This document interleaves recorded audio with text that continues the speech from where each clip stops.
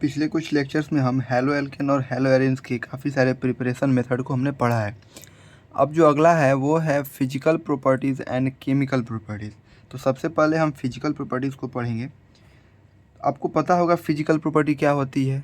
Compound की वह property जो उसके shape, size, melting point, boiling point, density, इन सब चीज़ों के बारे में बात करें, वो क्या होता है उसकी फिजिकल प्रॉपर्टी। ठीक, तो सबसे पहला हम बात करते हैं उसके फिजिकल स्टेट की। Halo alkane and hello Erin का जो फिजिकल स्टेट होता है वो क्या होता है उसके बारे में जान लें।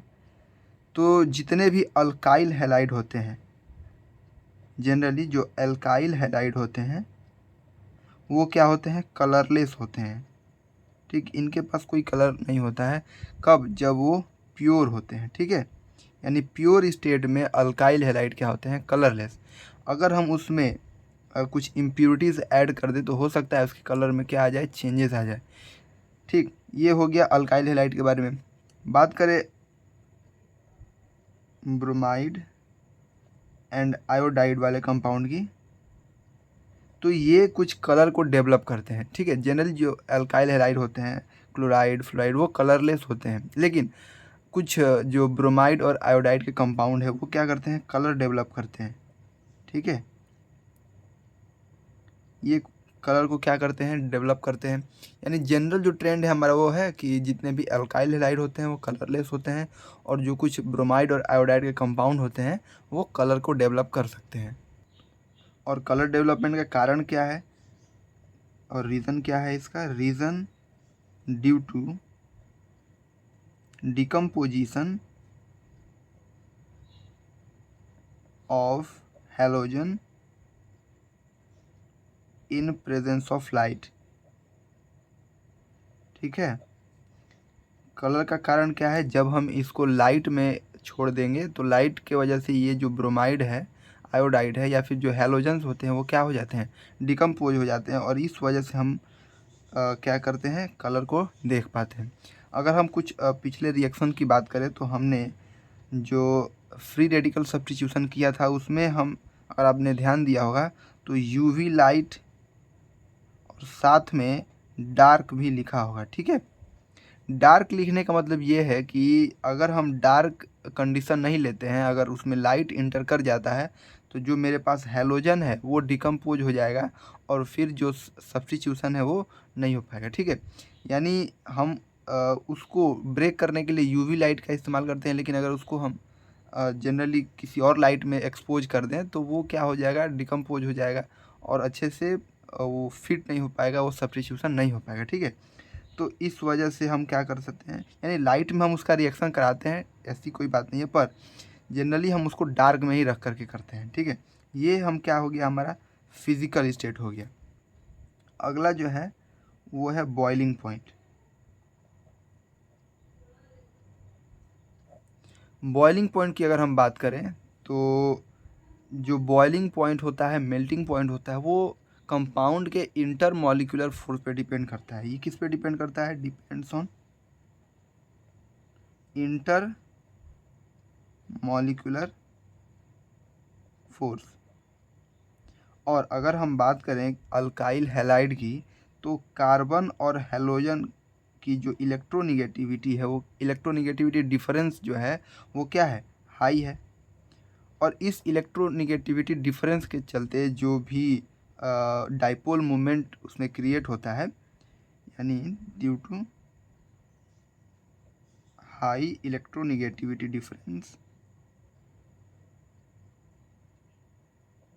डिफरेंस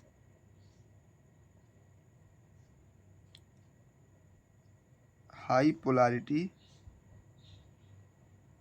डेवलप्स, यानी ज़्यादा इलेक्ट्रोनिगेटिविटी के चलते क्या होगा, पोलैरिटी डेवलप होगा उसमें। तो इस वजह से जो इंटरमॉलिक्यूलर फोर्स है वो क्या होगा, हाई होगा। Therefore results in high intermolecular force of attraction. ठीक है, अब अगर हम लोग जनरल अगर एल्केन की बात करें, यानी जो मेरे पास अगर है ये CH3 CH2 और यहाँ पे है Cl, इसके कॉरेस्पॉन्डिंग एल्केन क्या होगा? CH3 CH2। ठीक, इसमें भी 2 कार्बन है, इसमें भी 2 कार्बन है, यानी ये अल्काइल हैलाइड के कॉरेस्पॉन्डिंग ये क्या है? एल्केन है। तो इस एल्केन से इसकी जो बॉइलिंग पॉइंट होगी वो ज़्यादा होगी। अब ज़्यादा क्यों होगी? क्योंकि एक तो इसका इलेक्ट्रोनिगेटिविटी डिफरेंस के चलते क्या है? डाइपोल मोमेंट है इसके पास, डाइपोल मोमेंट, इसके पास डाइपोल मोमेंट नहीं है। ठीक, अगला जो है इसमें क्लोरीन जुड़ा हुआ है जिसका मास जो है वो हाई होता है, और इस कंपाउंड से इस कंपाउंड का जो मॉलिक्यूलर मास होगा वो भी ज़्यादा होगा। मॉलिक्यूलर मास क्या होगा? ज़्यादा होगा। और जो इंटर मॉलिक्यूलर फोर्स काम कर रहा है इसमें, उसमें एक वांडर वॉल फोर्स भी काम करेगा, wander wall force of attraction. और हम जानते हैं कि जो wander wall force of attraction है वो सरफेस एरिया मॉलिक्यूलर मास पे क्या करता है? डिपेंड करता है। तो अगर यहाँ से बात करें तो इस कंपाउंड से इसका सरफेस एरिया थोड़ा ज़्यादा होगा और मॉलिक्यूलर मास भी इसका ज़्यादा है, यानी इसमें wander wall force of attraction ज़्यादा है। इस वजह से इस कंपाउंड का जो बॉइलिंग पॉइंट होगा वो क्या होगा? ज़्यादा होगा। तो हम क्या लिखेंगे? Generally alkyl halides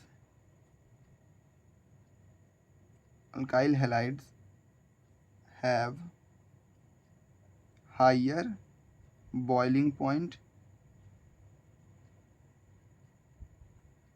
than corresponding alkanes। ठीक है, यानी जो अल्काइल हैलाइड्स है उसके कॉरेस्पॉन्डिंग जो एल्केन्स है उनसे इनका बॉइलिंग पॉइंट क्या होगा? ज़्यादा होगा। अगर हम देखें तो सबसे ऊपर क्या होता है? फ्लोरीन, उसके नीचे क्लोरीन, फिर ब्रोमीन और आयोडीन। यानी अगर हम टॉप से बॉटम अगर पीरियोडिक टेबल में आते हैं तो इसका मॉलिक्यूलर मास क्या होगा? इंक्रीज होगा, यानी CH3 CH2F, CH3 CH2 Cl, CH3 CH2 Br and CH3 CH2I। अगर बात करें तो इधर से अगर हम मूव कर रहे हैं फ्रॉम लेफ़्ट टू राइट तो हमारा मॉलिक्यूलर मास क्या है? वो बढ़ रहा है। ठीक है, तो मॉलिक्यूलर मास बढ़ेगा तो हमारा बॉइलिंग पॉइंट भी बढ़ेगा। तो इन सब में सबसे ज़्यादा अगर बॉइलिंग पॉइंट की बात करें तो वो इस कंपाउंड का होगा, उससे कम इसका, उससे कम इसका, और सबसे कम इस वाले का। ठीक है, तो ये हमारे पास एक जनरल ट्रेंड हो गया बॉइलिंग पॉइंट का। अगर हम देखें, एक और बात यहाँ पे नोटिस करें, अगर इस कंपाउंड को, अगर ये जो कंपाउंड्स हैं इनमें अगर हम ब्रांचिंग कर देते हैं, ठीक है, यानी अगर हम ये ले लें CH3 CH3 CH3 Cl, ठीक है, ये मेरे पास क्या हो गया? एक कंपाउंड हो गया।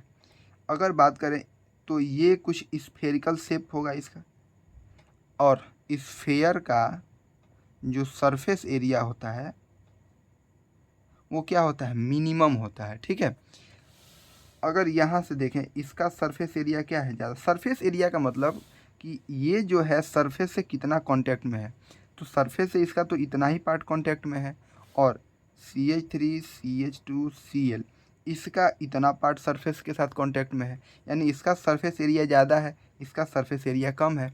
और जितना कम सरफेस एरिया होगा वांडर वॉल फोर्स भी कम होगा, और वांडर वॉल फोर्स कम होगा तो हमारा जो बॉइलिंग पॉइंट है वो भी क्या होगा? कम होगा।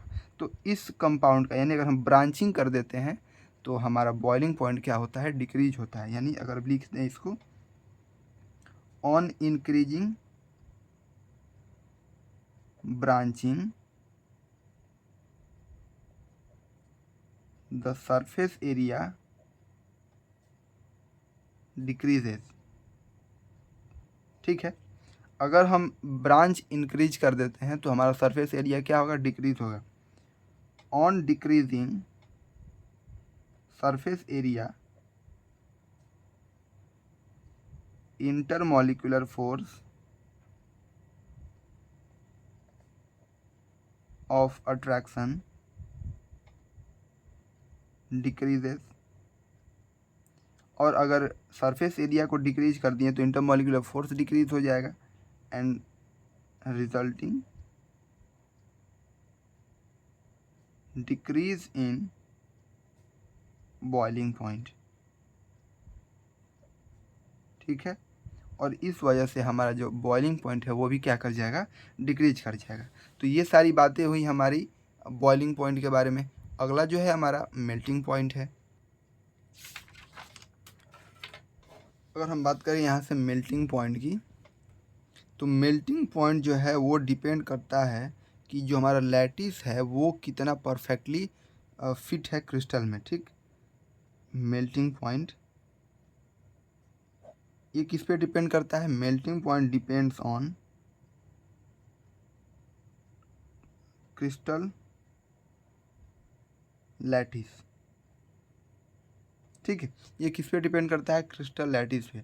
और ये जो है क्रिस्टल लैटिस, जो भी हमारा क्रिस्टल है वो जितना भी परफेक्टली पैक होगा उसकी जो मेल्टिंग पॉइंट होगी वो उतनी ही ज़्यादा हाई होगी। यानी अगर इसको लिखें मेल्टिंग पॉइंट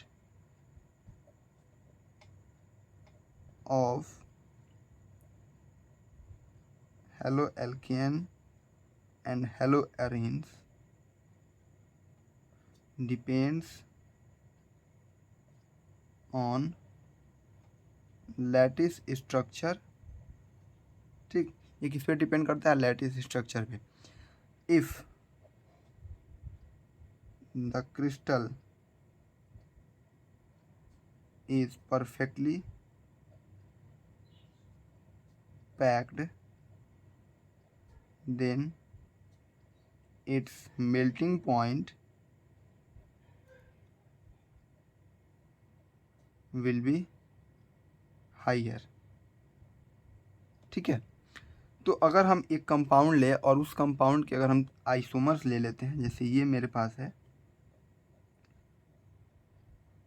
Cl Cl, ये एग्जांपल आपके एनसीईआरटी में दिया हुआ है, हम वहीं से इसको पिक करते हैं। ठीक, ये हमारा हो गया ऑर्थो पोजीशन वाला, यानी ऑर्थो आइसोमर हो गया। ये हमारा मेटा आइसोमर हो गया और ये हमारा पैरा आइसोमर हो गया। ठीक, ये तीनों हमारे इक्वल हो गए। एनसीईआरटी इस मेल्टिंग पॉइंट दिया है, इस ऑर्थो वाला है 256 केल्विन। ठीक, इस मेटा वाले का दिया है 249 केल्विन और इसका जो है 323 केल्विन। अब ऐसा क्या है इसमें जो इसके मेल्टिंग पॉइंट को इस तरीके से वेरिएट कर रहा है, उसको देखें।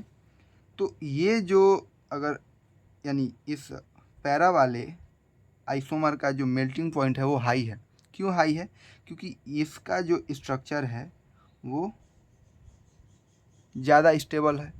ज़्यादा स्टेबल इसलिए क्योंकि इन दोनों क्लोरीन के बीच में पहले तो रिपल्सन कम होगा, इस वजह से ये एक दूसरे को क्या करेंगे, डिस्टर्ब नहीं करेंगे, जिससे की वजह से इनकी एनर्जी क्या होगी, मिनिमाइज होगी। ठीक, इनका जो स्ट्रक्चर है वो एक परफेक्टली बोले तो एक परफेक्ट स्ट्रक्चर इसका इस वजह से है। और ये जो क्रिस्टल लैटिस में जब ये अपने आप को अरेंज करेंगे तो ये काफ़ी परफेक्टली अपने आप को अरेंज कर सकते हैं एज़ कम्पेयर टू ये। और ये क्योंकि इन दोनों के बीच का जो डिस्टेंस है एज़ कम्पेयर टू इस पैरा वाले की क्या है, कम है, जिसकी वजह से इन दोनों में रिपल्सन होगा। और रिपल्सन होगा तो इनकी जो एनर्जी होगी वो क्या होगी, हाई होगी, जिसकी वजह से ये क्रिस्टल में क्या करेंगे, अपने आप को फिट नहीं कर पाएंगे। ठीक, इस वजह से ये क्या है, इनके मेल्टिंग पॉइंट में इस तरीके से वेरिएशन है। ठीक, तो ये बात हो गई हमारे मेल्टिंग पॉइंट की। जो नेक्स्ट है वो है डेंसिटी। और डेंसिटी जो है वो डिपेंड करता है मास पे, यानी जिस कंपाउंड का मास हाई होगा उसकी डेंसिटी भी क्या होगी, हाई होगी। और हेलो एल्केन का अगर ट्रेंड देखें, अल्काइल हैलाइड, तो अगर हम फ्लोरीन से आयोडीन तक जाते हैं, ठीक, तो आयोडीन का मास सबसे ज़्यादा, उससे कम ब्रोमीन का, उससे कम क्लोरीन और सबसे कम फ्लोरीन का। तो अगर हम बात करें CH3F, CH3Cl, CH3Br, CH3I।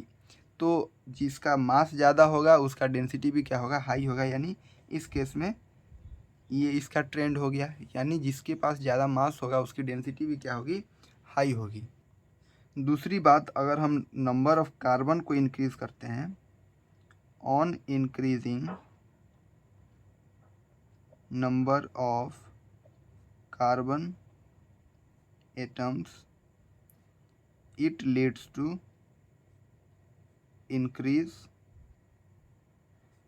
in density। और फिर ये तो वही बात होगी, अगर नंबर ऑफ कार्बन एटम बढ़ाएंगे तो हमारा मास बढ़ेगा, और मास बढ़ेगा तो हमारा डेंसिटी बढ़ेगा। ठीक, तो ये हमारी होगी डेंसिटी की बात। जो नेक्स्ट है वो है सॉल्युबिलिटी। ठीक है, अगला क्या है, solubility.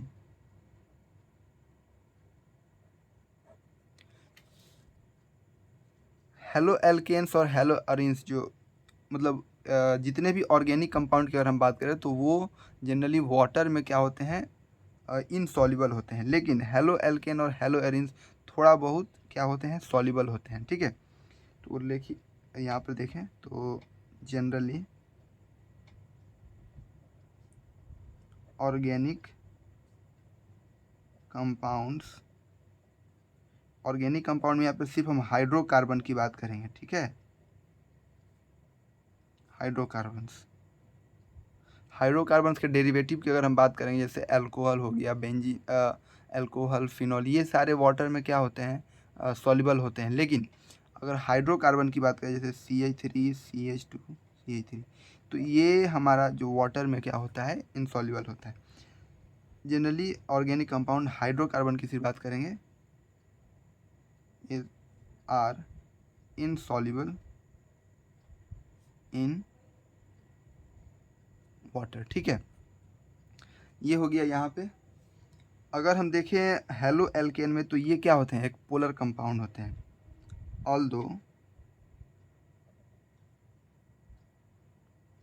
Alkyl halides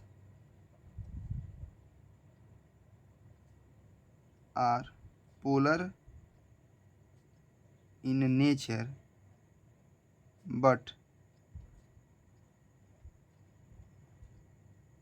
very few soluble in water।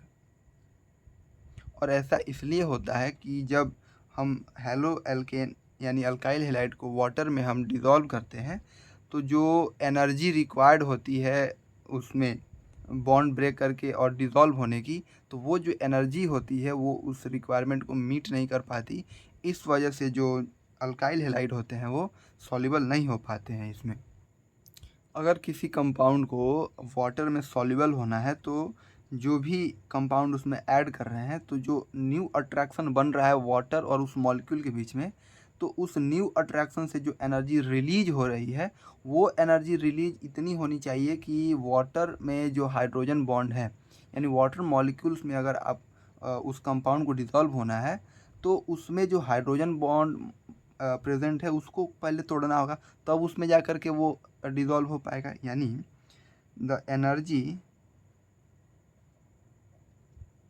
required to break the hydrogen bond in water is high and